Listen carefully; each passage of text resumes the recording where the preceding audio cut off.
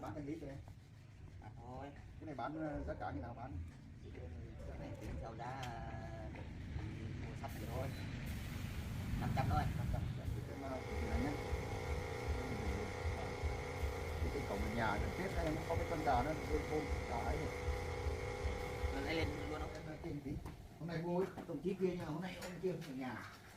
Đấy thì lắp nhà. Đây cái trên đó. Đưa thoải mái. Sao nó không may được. Chờ lúc. Một cái đấy một phát như này.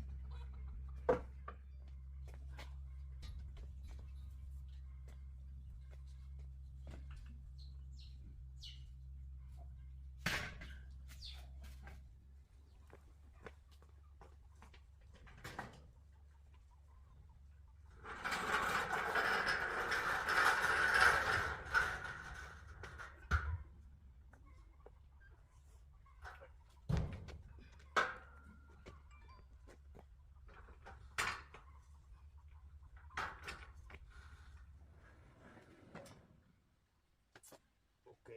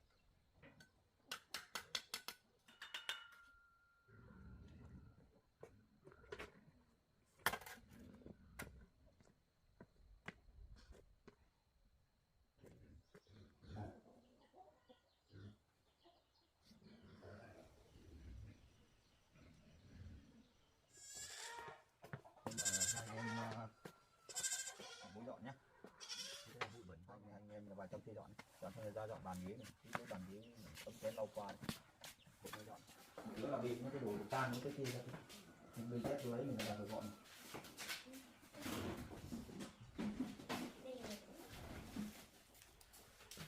bỏ cái dây xanh nữa không bỏ dây xanh nước xếp ra ngoài kia thôi.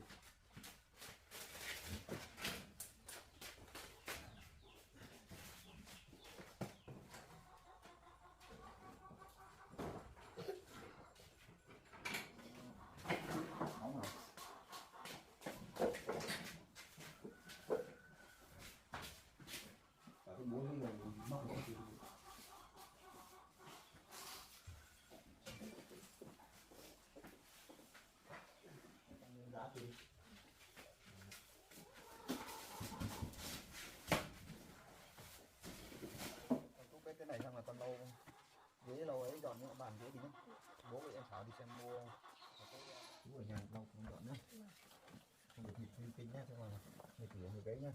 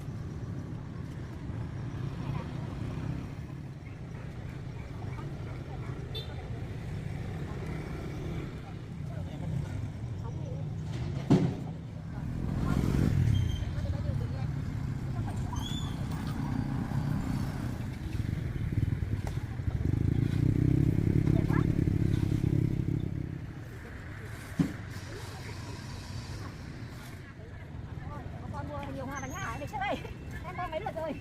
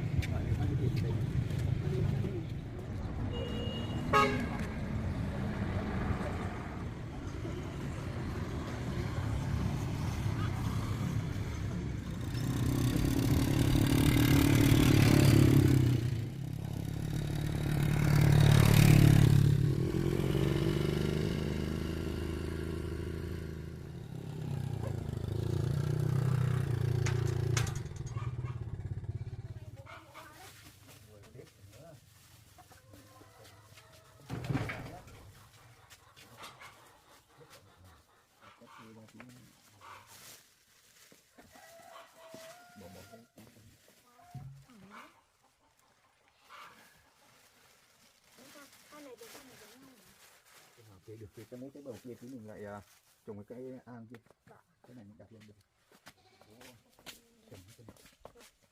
Một đứa đi lấy cái xô nước bé bé kia vậy.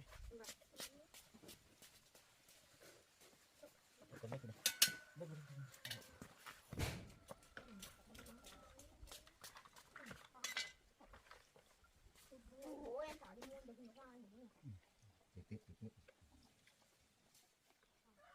Hoa sắc pháo, hoa này nó đẹp này.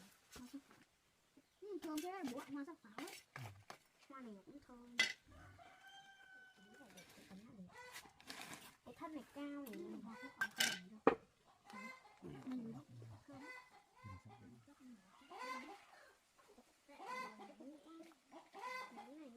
Rất đẹp lắm. Tết nhà mình hôm nay nó xóm luôn. Đúng rồi. Còn chưa thấy ai trang trí hôm nay. Còn hôm nay nó được mấy Tết rồi.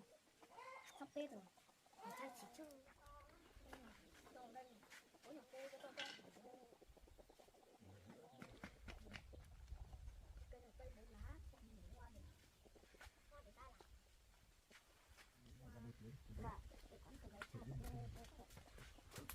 Cái này cho cái đây nhỉ.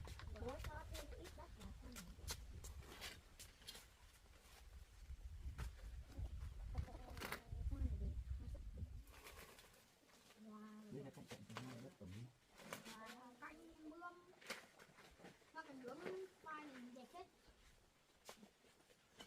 Hoa đấy là màu trắng không, màu thơm lắm ấy. Đến hôm nay 17 Tết rồi. Chú đi lấy vào để lấy cái này khoan này thì mình bút khoan cái. Bố lấy cả cái vít đen này bố. Hả? Lấy cả cái vít đen này.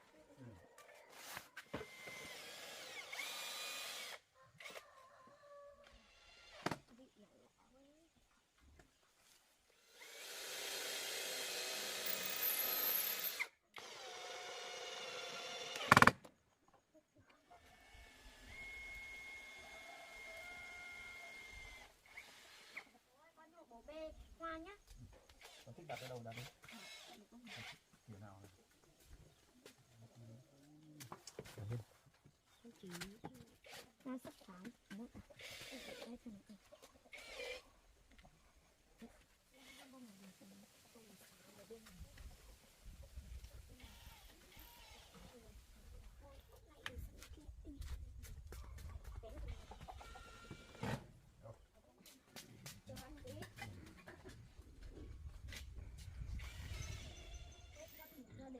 Vừa đẹp vừa bonsai.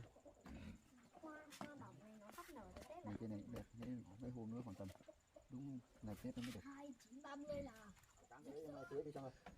Tưới cái nước về lâu qua cái tường. Thằng bố lấy cái cây này đi vào đập vào xong rồi.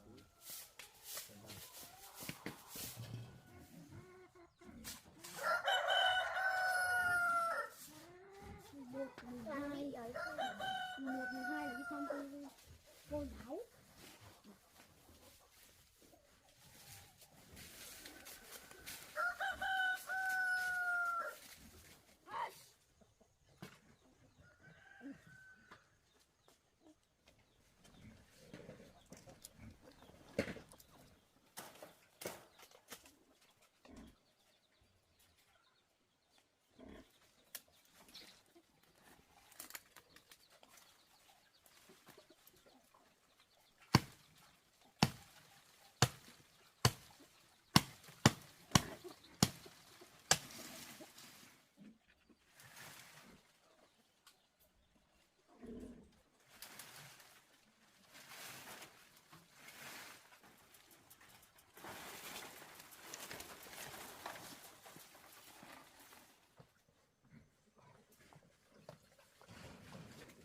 Bố uống thôi bố.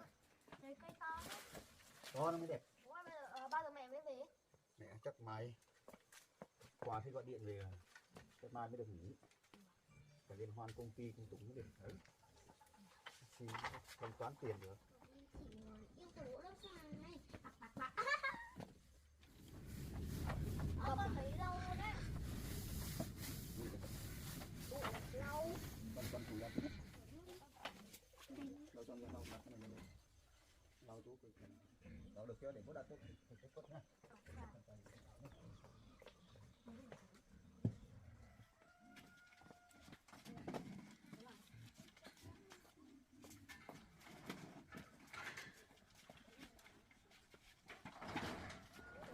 Con cái gì vậy? Không.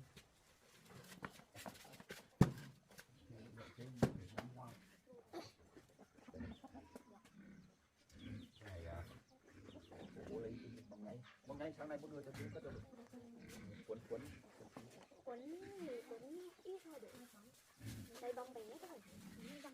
Đưa đi cái nào to đi. Cái to thì mình làm.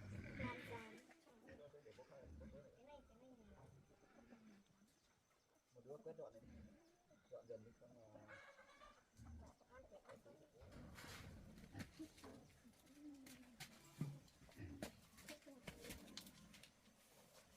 Cái nào có tụi nó làm nhất tụi nó chuyên bên trang trí bên pháp bên pháp. cái này là cũng mỗi nhặt một trăm nước rán luôn rồi nên cái rào này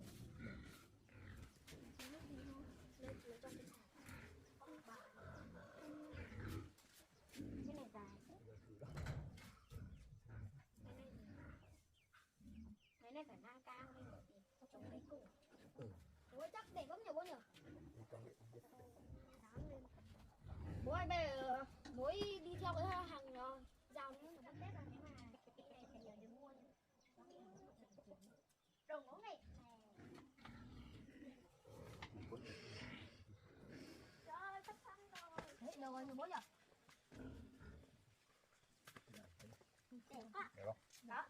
Bây giờ cắm điện hết. Cắm sẵn nha. Ra bên này. Wow, đẹp quá. Đi nó phải sắc cầu vồng. Xanh đỏ, xanh đỏ, xanh đỏ, xanh đỏ luôn.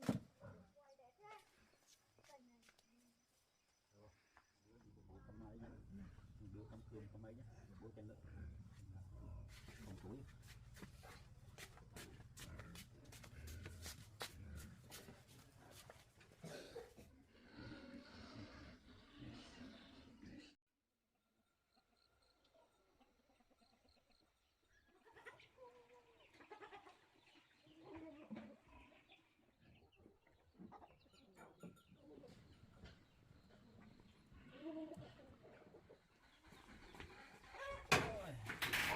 Lá rong bánh này.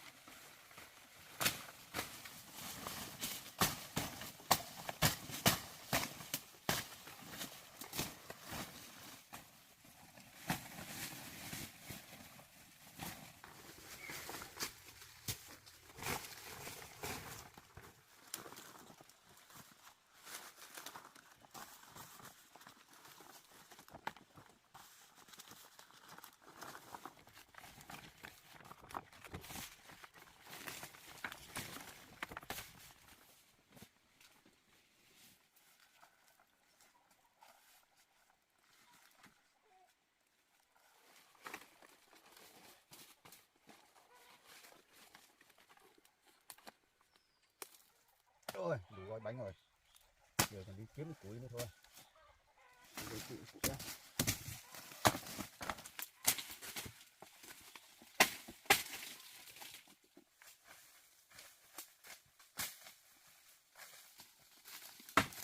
Ôi, khổ đủ.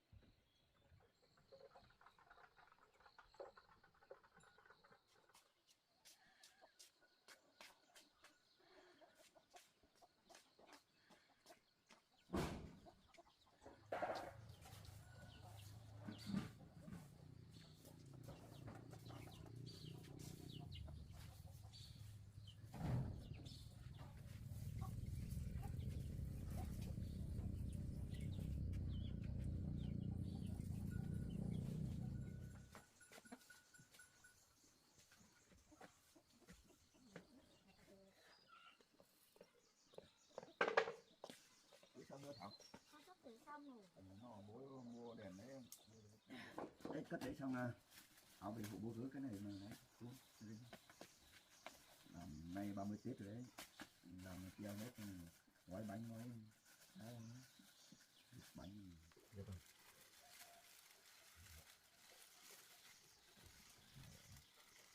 Cái họ trồng đẹp lắm ở ngoài đường ấy. Bố mua thì giờ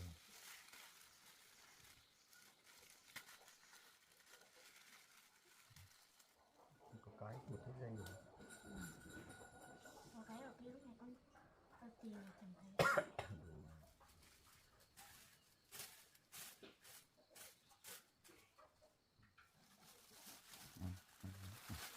con chỉnh để riêng rút đi lấy cái dây rút thì con đưa cho bố treo cho thảo treo thành đầu nhé. Con nó treo buộc với này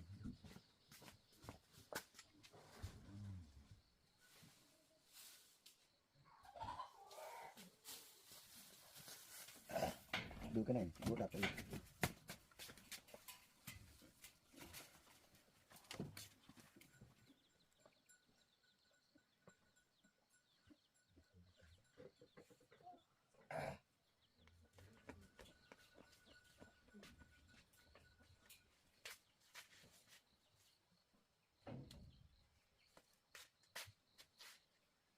Lên gì nào.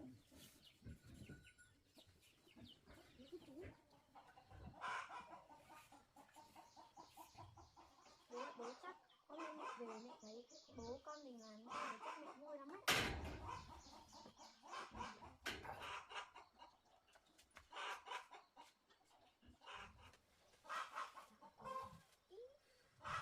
Ok.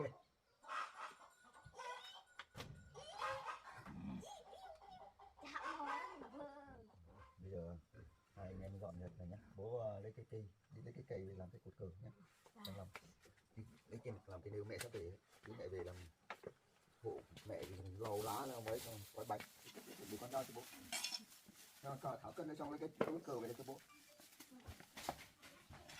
Bố đi lấy cái cây về này đó. Bố là tuổi đây. Đây. Bố đâu.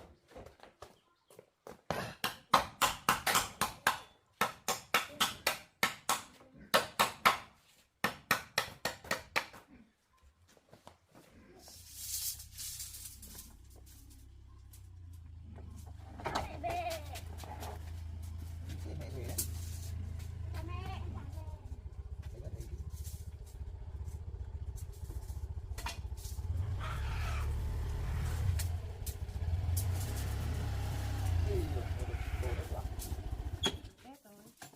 Ôi, xe của con không phải tắm nữa, mẹ mua hết rồi. Con đồ vào đi.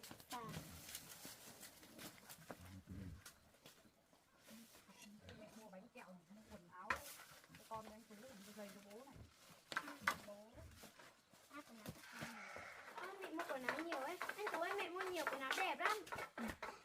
Để xem có bố nhà vừa không.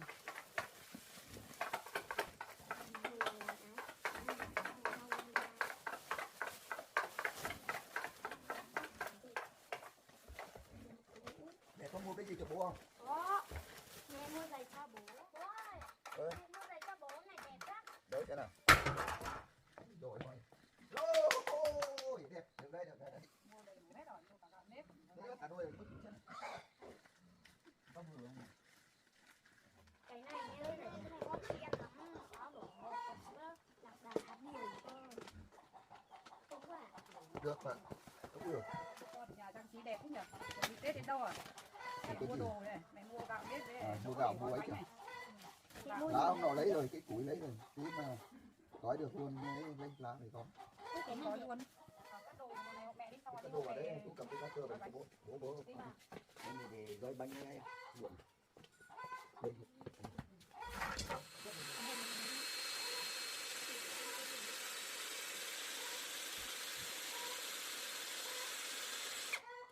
Quá.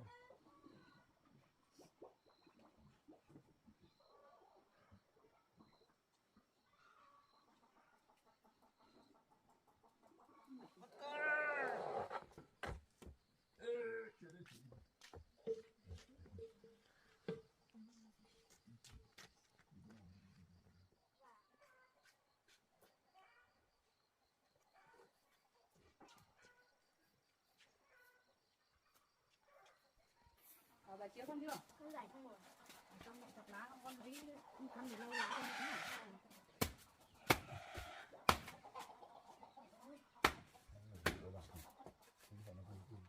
Con lau lá đi nhá. Lau mặt, lau ở đây này.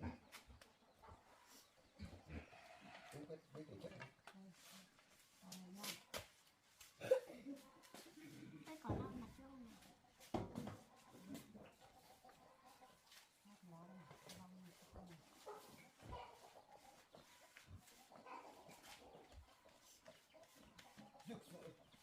Thật chí à?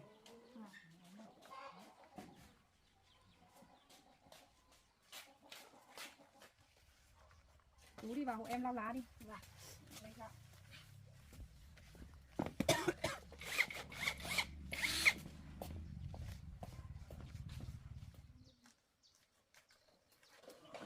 Còn đấy không? Để bố lau bàn thờ tí.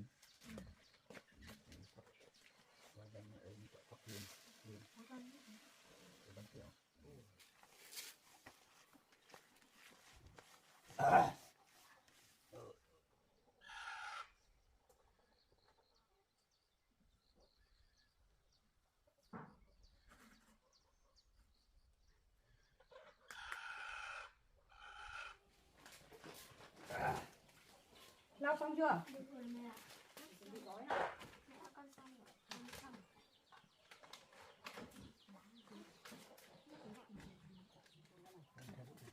Xong lấy lá vào đây cho mẹ. Bố vợ đâu á?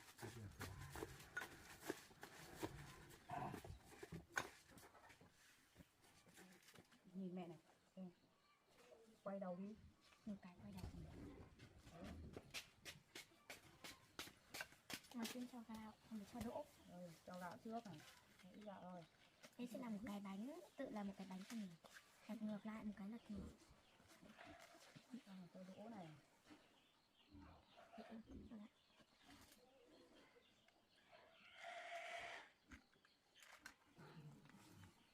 Bảo tôi mất chưa cho gạo. Ra góc xong. Con lại cái bé bé. Ăn cái bé. Ăn lúc đi học. Anh là con xin con này.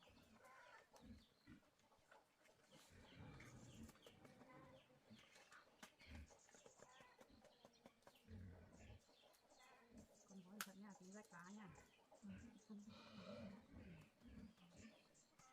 Thấy chưa mẹ? Được một ngày sinh tí nào tiếp một ngày. Ô, mình cũng được rồi này. Thấy cho em một cái sợi dây. Mẹ buộc nhanh quá quên. Này đó. Ừ. Không. Ổn. Em hiểu chưa? Em sẽ buộc cái thảo này, cái của con này.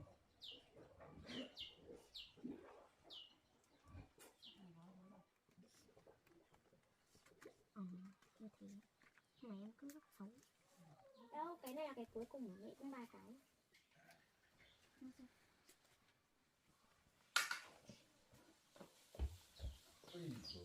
Bố ơi, con làm được một cái bánh rồi. Ai là giỏi thế? Làm rồi. Ê, tí luộc về là sắp hương rồi. Vâng. Rồi, xem bánh con gái nào. Đẹp không? Ấy giờ gói được mấy cái? 2 cái. 2 cái được nhỉ? Đấy. Ăn được mẹ nhỉ? Ba mươi con có nha bố. Dựng cái liều đấy, cái liều lên. Đi vào.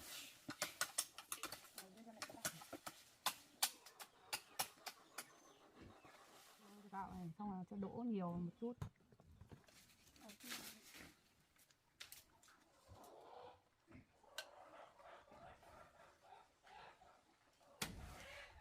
Mẹ luộc trong cái này trong bao nhiêu tiếng nào mới chín nhỉ? Để 5-6 tiếng đi mới chín. Càng luộc lâu nó càng ngon. Vâng. Đấy, bây giờ mẹ gói xong rồi con hộ mẹ dọn đồ vào trong để mang bánh đi luộc nhá. Vâng. Thảo hộ mẹ cầm bánh đi để luộc à? Tất cả lạp này đi nữa nhá. Con không được không?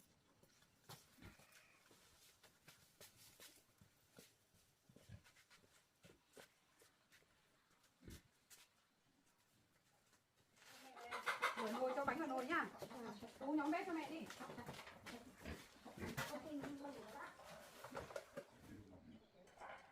Em biết nghe chú.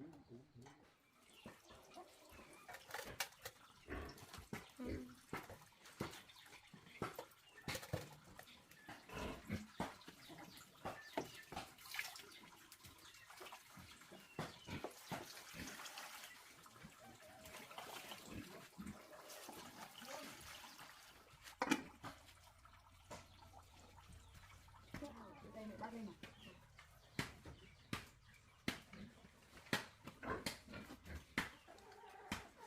Đun lửa nhá.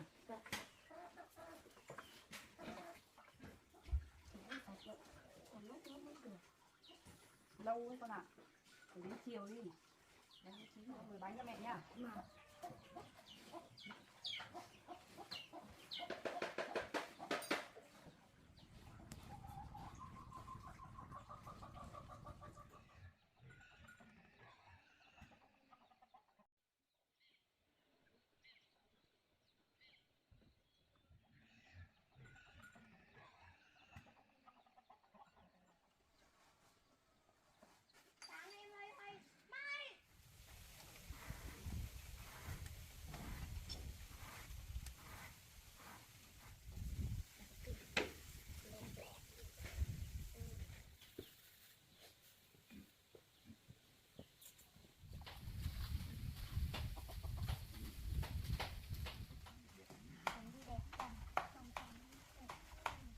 Qua chụp mấy kiểu ảnh kỷ niệm Tết. Mấy hôm nữa mẹ đi làm không có thời gian bánh ấy. Làm mới nhá.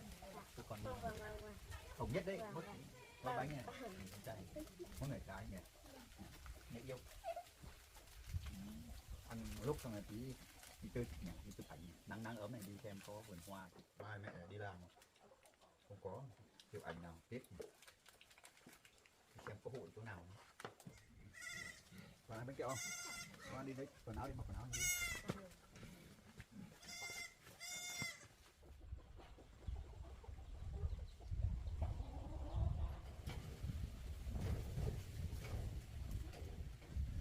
Được cho lấy cái áo nó của bố nó ra đây xem nào. Cái áo xem nào đi.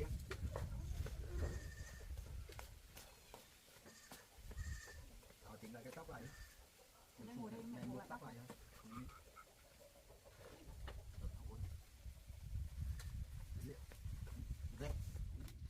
Đi cho ăn. Cái nào đã xuống. Này cảnh quý dương. Bướm dương mấy năm chưa được lên. Chứ biết họ có bán vé không? Không bán vé đâu, vào đấy xong vào lúc ra trả tiền. Nếu mà bẻ hoa thì mất 10.000 một bông. Con biết à? Con biết mà. Đó. rồi. Đi đi. Mặc quần áo đi. Đồ đạc.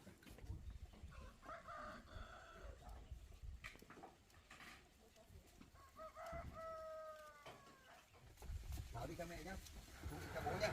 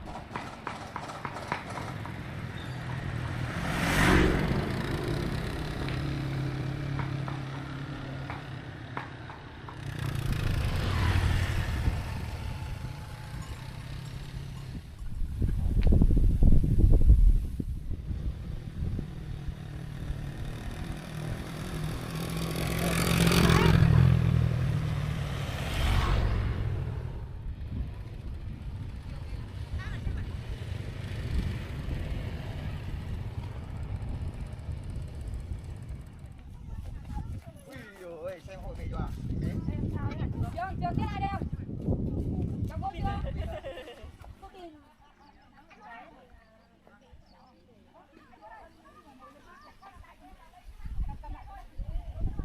Hôm nay là một con chụp ảnh nhá.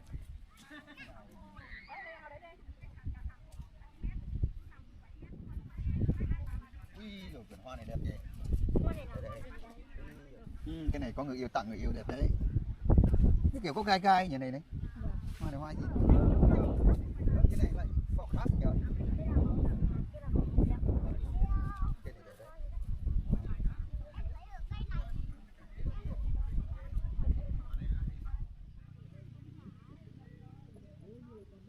Cho cái hộp tương tiêu. Cái chỗ nào đẹp đẹp để bố chụp kiểu ảnh nào. Nhá. Con đứng cặp nào.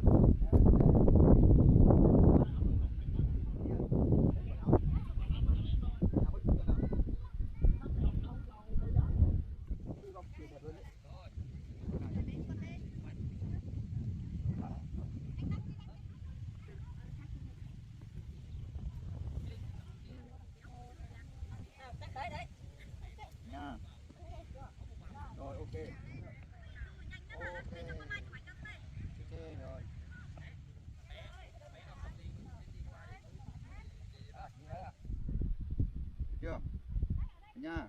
1, 2, 3. Ok nè, ok nào. Đấy.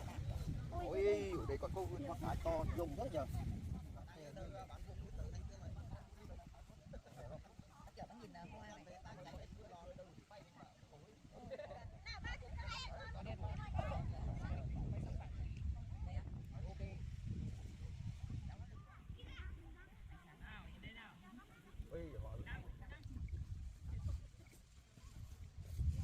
Đâu có chụp cho bà một khóm hồng này không?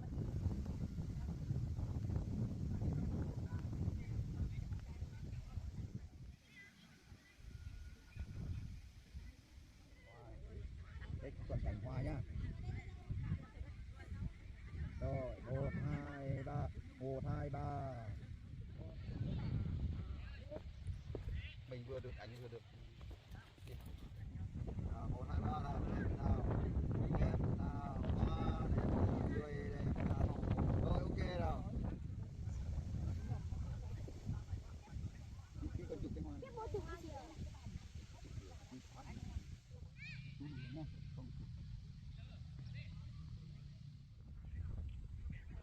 Rồi.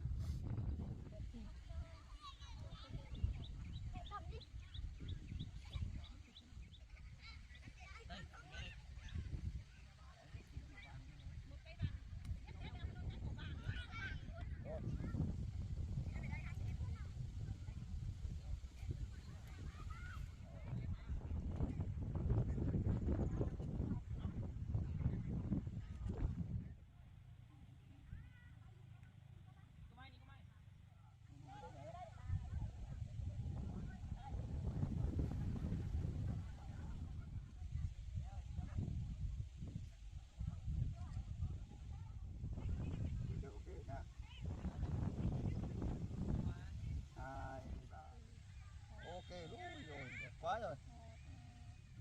Cọc nó đẹp nha, kiểu là đẹp luôn.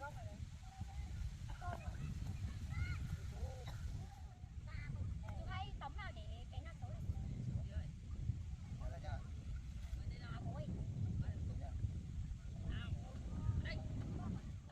Chơi hỏi điện thoại này.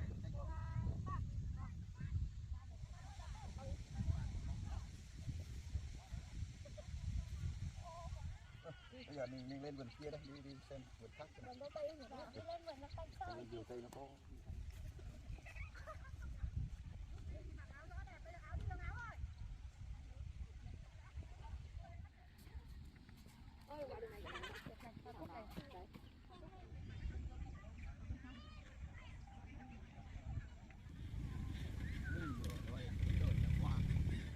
Bao nhiêu ảnh năm nay cũng mặc quen bạn bè rồi.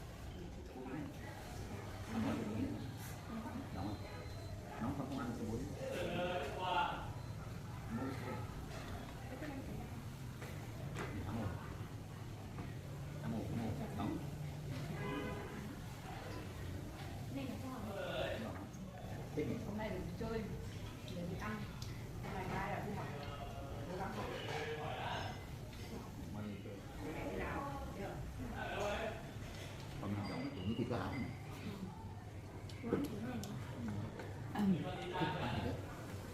cứ hôm nào cũng được đi Tết này. Được Tết Tết mà Tết ngon.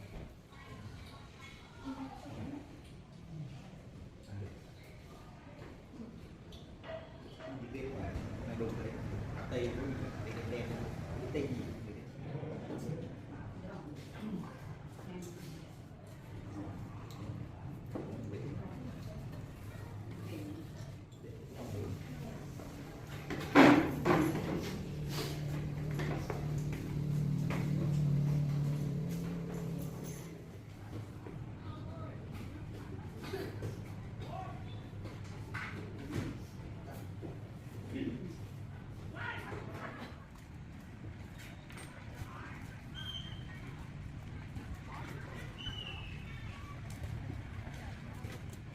ôi trời.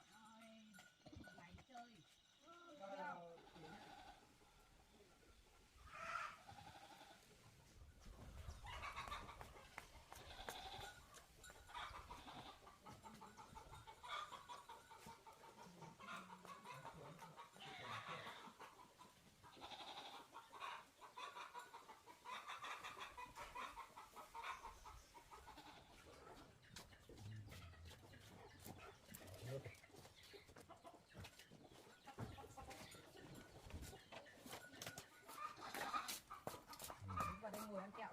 Ăn kẹo bánh xong là tí mẹ đi cái chi ấy. Hai anh em ở nhà với bố nhá. Hai anh em ở nhà với bố ngoan nhá. Mẹ đi làm rồi, mẹ đi làm có tiền để mua quần áo mới này, mua sách vở, mua cặp sách mới cho đi học nữa chưa? Ôi mẹ ở nhà với con đi. Mẹ phải đi làm chứ, đi làm thì mới có tiền chứ, mua quần áo mới chứ. Với bố cả hai anh em với bố, nhưng mà mấy hôm là bố đi cấy rồi còn hai anh em đi học là bố cấy xong mấy hôm nữa bố làm cái chòi làm cái nhà đấy. Làm cái hồ nữa trồng hoa tưới hoa cho bố nhé. Mẹ đi vài tháng 2 tháng thì đi làm công ty dày gần không đi không kịp làm việc. Hai con ở nhà với bố ngoan nhá.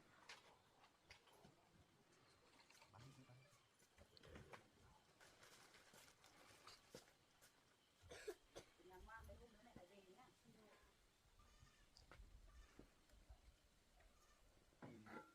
Ba bố con ở nhà nhá, giữ gìn sức khỏe nhá. Làm đến nghỉ lễ về nhá, giữ sức khỏe nhá. Đi đến thứ 7 chủ nhật về nhá. Bye bye. Bye bye nhá. Giữ sức khỏe nhá.